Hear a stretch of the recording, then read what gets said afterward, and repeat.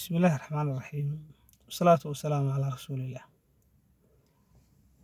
midnimada iyo wadajirku waa guul iyo awood. Soomaaliduna murti badan bay ku qeexda.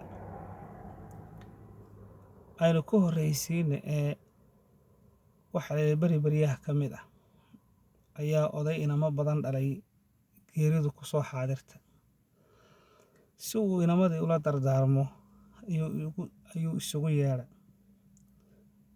nin kastana wuxuu u dhiibay wuxuu yidhi kala jabi. waa rag barbaara oo ay laantay qabsadaan la faynaya nin kastaba tii loo dhiibay ayuu sabarka ka jabiyey. ulihii buu haddana isku wada xidhay oo markaasuu yidhi bal nin walowba jabi. nin kastaba wuxuu xoog xeel xirrib hayay buu isku dayay si uu jabiyo.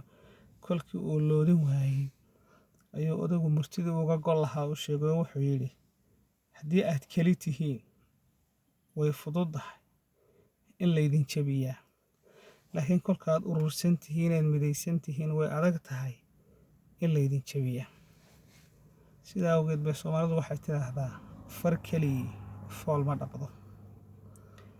sidoo kale waxay tiraahdaa Soomaalidu gacmo wada jir bay wax ku gooyaan. halaburrada maansoodayna aynu ka soo qabanno dhowr tixood. tixda koowaad